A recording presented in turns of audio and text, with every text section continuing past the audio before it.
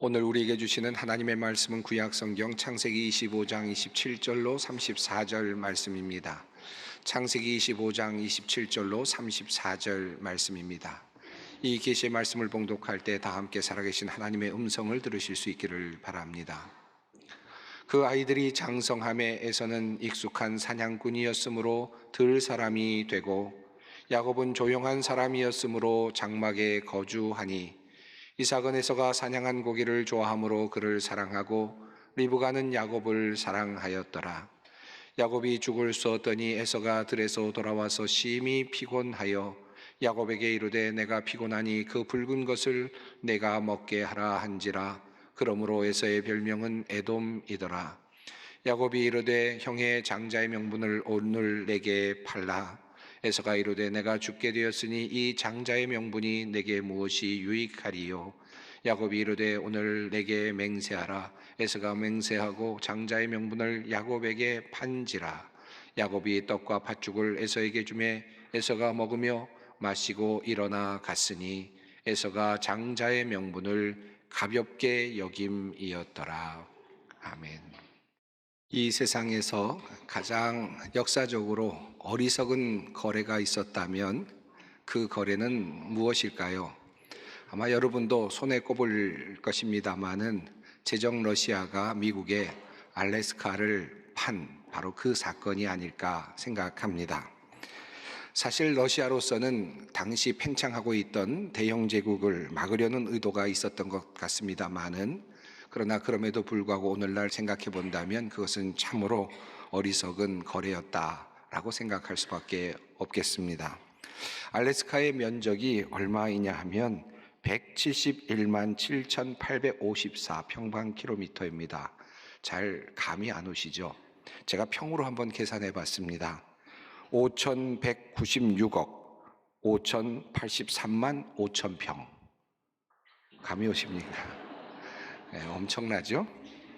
여러분, 그 큰 땅을 얼마에 샀느냐 하면 720만 달러입니다.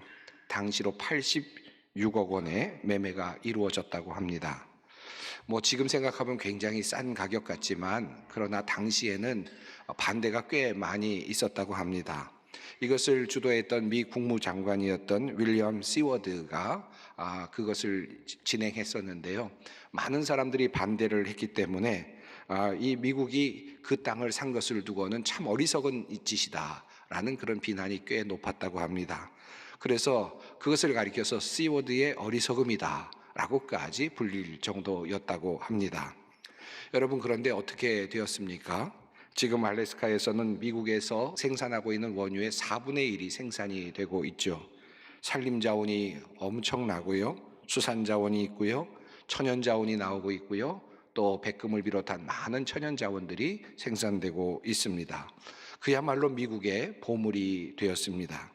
1959년 49번째로 미 합중국에 주로 편입이 되었고, 그리고 현재는 미국 영토의 5분의 1을 차지하는 20%를 차지하는 큰 땅이 되었습니다.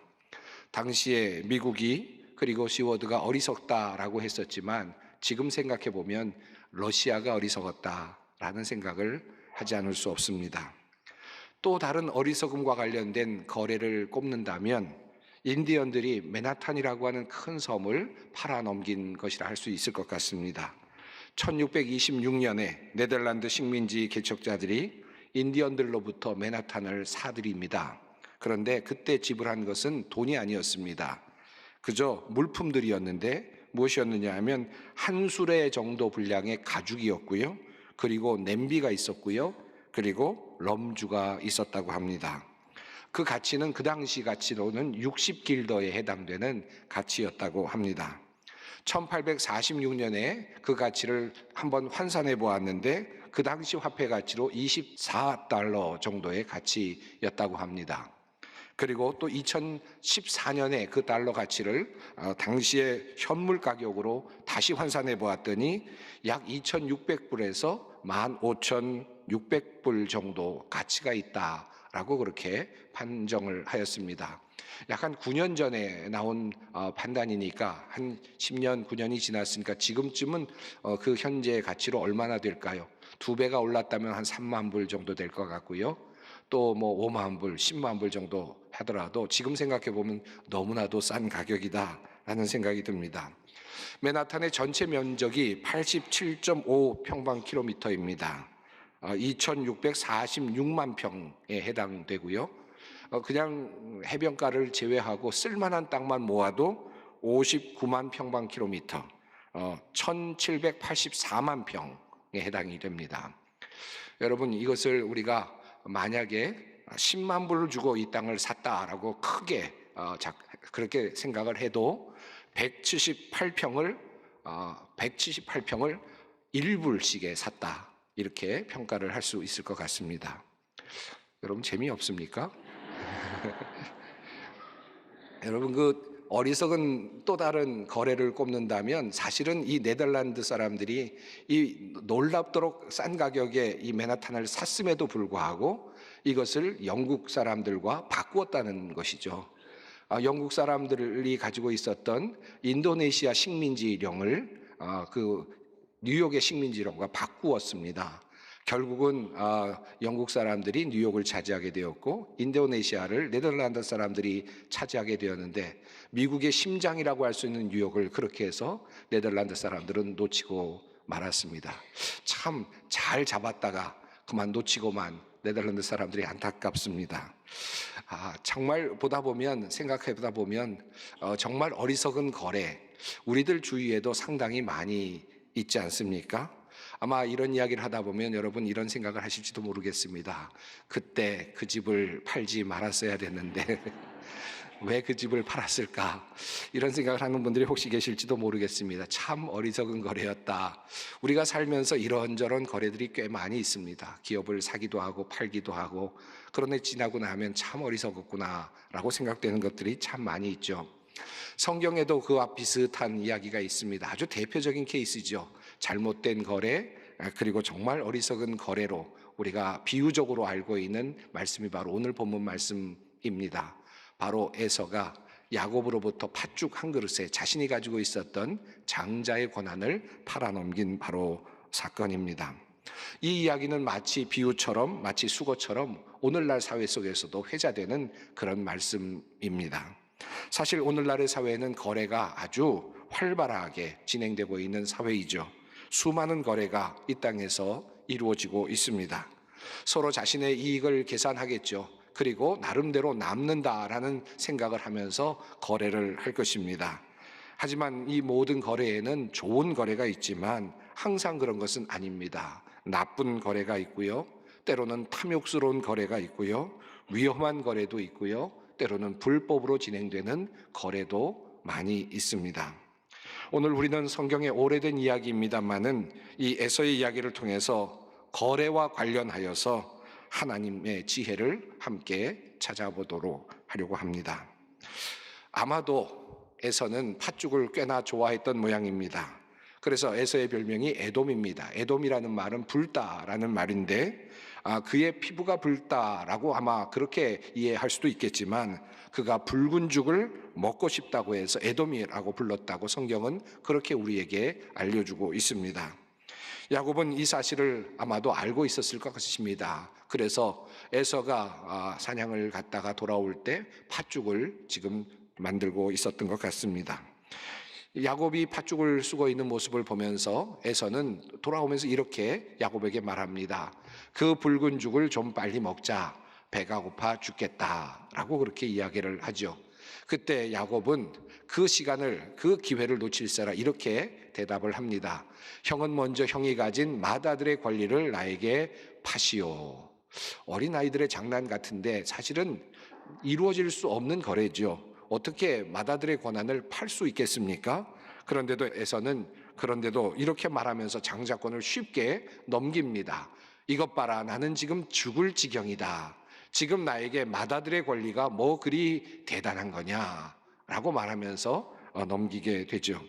성경은 후에 이 일을 두고 이렇게 말합니다. 에서가 장자의 명분을 가볍게 여김이었더라. 이것 때문에 결국 에서는 맏아들로 태어났음에도 불구하고 야곱에게 자신이 받아야 할 그 모든 복을 그만 빼앗기게 되었습니다. 도대체 무엇을 잘못한 것일까요? 먼저 에서의 이 표현을 조금 더 깊이 살펴볼 필요가 있습니다. 이것 봐라, 나는 지금 죽을 지경이다. 원어에는 지금이라고 하는 표현은 직접적으로 나오지는 않습니다. 하지만 이 흐름상으로 본다면 지금이라는 단어가 들어가는 것이 번역상 아마 보다 더 분명하게 드러나는, 의미가 드러나는 일이 될 것 같습니다. 자, 지금 내가 죽는다면 나의 미래가 없는데 나에게 가지고 있는 그 미래의 장자권이 무슨 소용이 있겠느냐라고 하는 그런 내용이죠. 자, 여기서 중요한 두 가지 관점이 대두됩니다. 하나는 지금이라고 하는 그 관점이고 현재이고, 그리고 또 하나는 죽게 되었다라고 하는 표현입니다. 죽을 지경이다라는 말이 흥미롭습니다. 물론 과장법으로 그저 이해할 수도 있겠습니다마는 이 표현 안에 한 가지 매우 중요한 단서가 들어 있습니다. 에서는 지금 자신의 배고픔이라는 현실을 너무나 크게 생각하고 있습니다. 내가 지금 배가 고파서 죽을 것 같다, 죽을 지경이다 라고 그렇게 이야기를 하고 있습니다.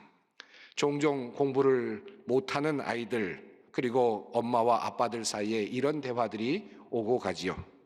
아이가 계속해서 공부를 안 하고 그저 이런저런 일을 하는 것을 보다 못한 어머니가, 자, 이제 좀 공부해야 되지 않겠니? 이제 많이 놀았으니 공부 좀 해야지 라고 이야기를 하죠.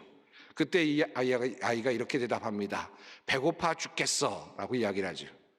간식을 해주고 또다시 먹을 것을 챙겨준 다음에, 그리고는 아이에게 이야기합니다. 자, 이제는 좀 공부해야 되지 않겠니? 아이 피곤해 죽겠어 라고 이야기합니다.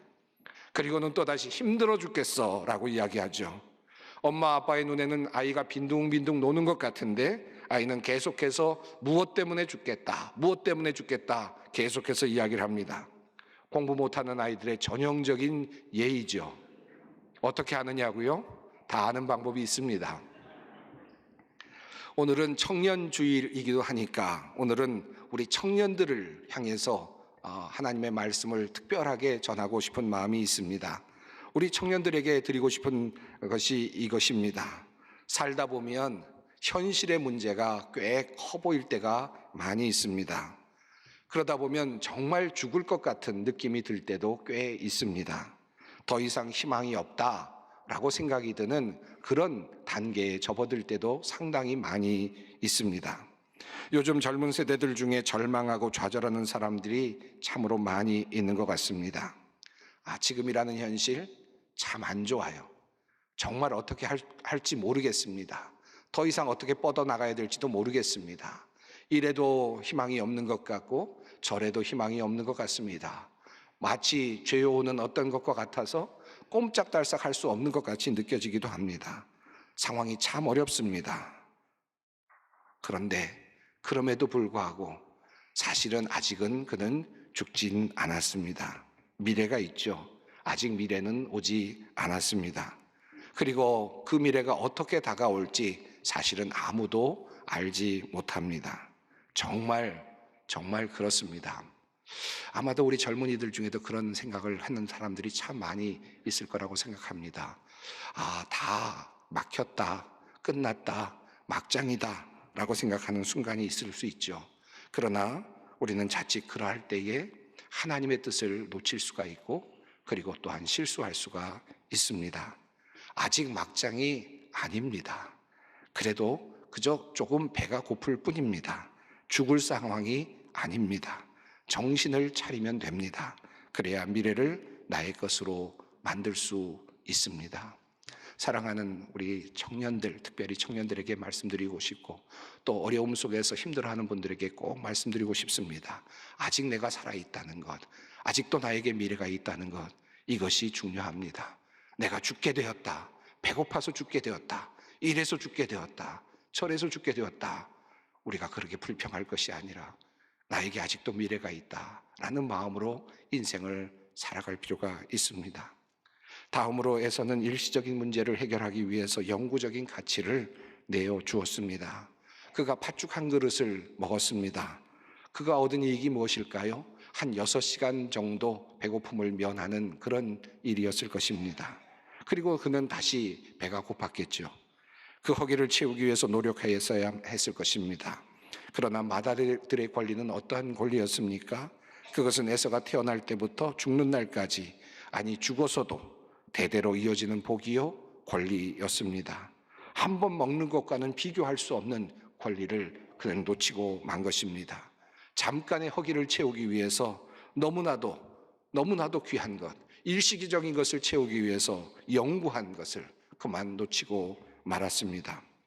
최근 마약에 손을 대서 젊은이들이 순간의 쾌락, 순간의 기쁨에 빠져들어가고 있어서 참 많은 사회 문제가 일어나고 있습니다. 너무나 짧은 시간 자신을 기쁘게 해주는 것, 그것에 모든 것을 걸지요. 그렇게 함으로써 자신의 몸이 망가지고 자신의 마음이 망가지고 영혼이 망가지고 있다는 사실을 알고 있으면서도 그곳에서 빠져나오지 못합니다. 일시적인 쾌락에 몸을 담고 그리고 자신이 망가져가는 모습을 그저 보고만 있는 참으로 미련한 인생을 살아가는 젊은이들이 상당히 많이 있습니다. 그것에서부터 빠져나와야만 합니다. 여전히 우리 주위에 어리석은 인생거리를 하는 사람들이 참 많습니다. 영혼을 내주고 활락을 사는 사람들이 꽤나 많이 있습니다. 현대판 에서라고 할 수 있겠습니다. 어리석은 거래가 지금도 여기저기서 일어나고 있습니다. 에서가 얻고자 했던 것은 생리적이고 말초적인 욕망의 해결이었습니다.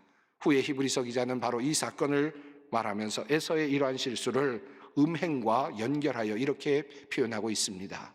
음행하는 자와 혹 한 그릇 음식을 위하여 장자의 명분을 판 에서와 같이 망령된 자가 없도록 살피라.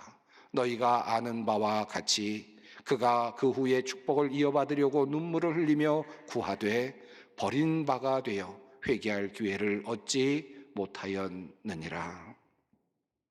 얼마나 많은 사람들이 성적인 문제의 실패로 어려움을 당하고 있습니까? 순간의 쾌락, 기쁨을 얻으려고 합니다. 그러나 그러다가 너무나도 큰 것을 잃어버리는 것을 우리는 종종 보고 있습니다. 우리 젊은이들은 그런 실수하지 않았으면 좋겠습니다. 우리 예수님께서도 이와 비슷한 거래를 하신 적이 있습니다. 그러나 그분의 거래는 에서와는 사뭇 달랐습니다. 예수님께서는 40일간 금식하신 후에 사탄에게 이끌리셨습니다. 그리고 사탄은 예수님께 이렇게 거래의 조건을 제시하였습니다. 돌로 떡이 되게 하여라. 배가 고파 죽겠지 라는 말이 숨겨져 있겠죠. 얼마나 배가 고프니 라는 말이 숨겨져 있겠죠. 40일간 굶었으니 얼마나 힘이 들어 라는 표현도 있겠죠.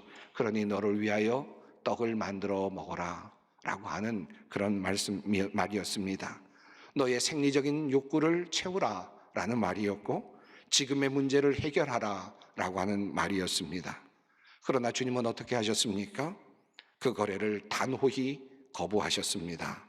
그분은 자신의 그 생리적인 만족을 위해서 그의 하나님의 아들됨이라고 하는 본래적 자신의 가치, 자신의 정체성을 잃어버리지 않았습니다. 그 정체성을 팔지 않았습니다. 또 사탄은 예수님을 산으로 데리고 가서 나에게 절하면 이 세상의 영광을 모두 주겠다라고 하였습니다. 그러나 예수님은 오직 하나님께만 경배하고 그분만을 섬겨야 한다라고 말씀을 하셨습니다. 사탄에게 절을 하면 이 세상에서 영광스럽게 살 수 있겠죠. 그러나 그것은 주님께서 보시기에는 일시적인 영광이라는 사실을 아셨습니다. 주님께서는 이 세상에서 한평생 그리고 이 세상에서 명예롭게 살고 이 세상에서 부유하게 사는 이 한평생의 삶을 영원한 생명과 바꾸려 하지 않으셨습니다. 일시적인 것을, 지금의 영광과 만족을 위해 영원한 가치를 팔지 않고자 하셨습니다. 이러한 예수님의 모습 속에서 우리가 나가야 할 방향과 희망을 발견하게 됩니다. 예수님은 어떻게 해서 이런 유혹을 이기셨을까요?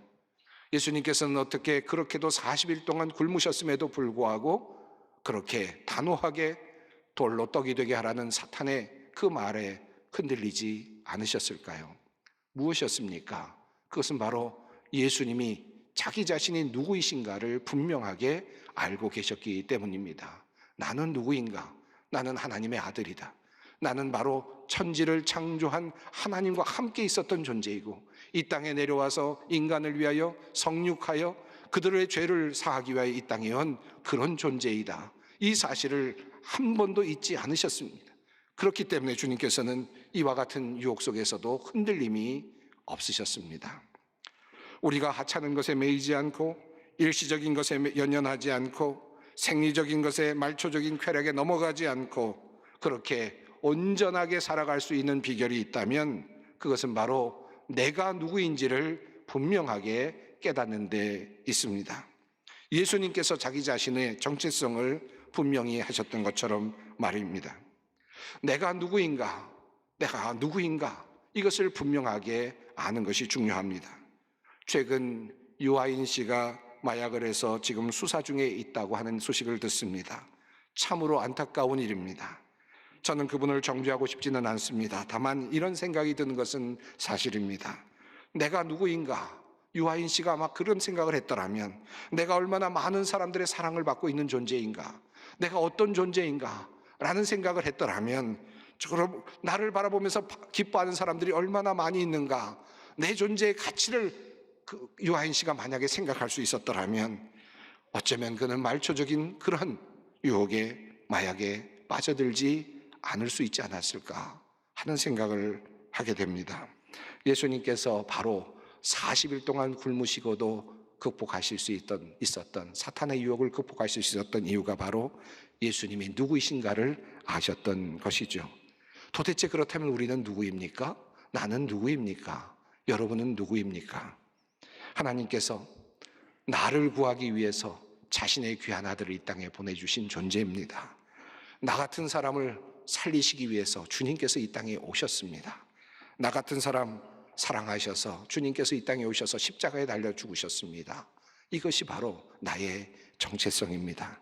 그러므로 갈라디아서 2장은 이렇게 우리에게 말씀합니다. 내가 그리스도와 함께 십자가에 못 박혔나니 그런즉 이제는 내가 사는 것이 아니요 오직 내 안에 그리스도께서 사시는 것이라. 이제 내가 육체 가운데 사는 것은 나를 사랑하사 나를 위하여 자기 자신을 버리신 하나님의 아들을 믿는 믿음 안에서 사는 것이라. 내가 누구입니까? 하나님께서 정말 사랑하시는 존재입니다. 내가 누구입니까? 하나님께서 저를 사랑하셔서 당신의 아들까지 내어놓으신 바로 그런 소중한 존재입니다.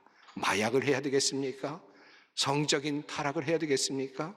그저 조그마한 것에 배고픔에 못 이겨서 그저 조그마한 죄를 지어서 나의 자신을 몰락으로 타락으로 만들어 가겠습니까? 내가 누구입니까? 마지막으로 주님의 말씀을 읽어드리고자 합니다. 너의 하나님 여호와가 너의 가운데에 계시니 그는 구원을 베푸실 전능자이시라. 그가 너로 말미암아 기쁨을 이기지 못하시며 너를 잠잠히 사랑하시며 너로 말미암아 즐거이 부르며 기뻐하시리라. 이것이 나입니다. 기도하겠습니다. 우리를 지극히 사랑하시는 하나님, 아들을 내어놓으실 만큼 소중한 존재로 우리를 보아주시니 참으로 감사합니다.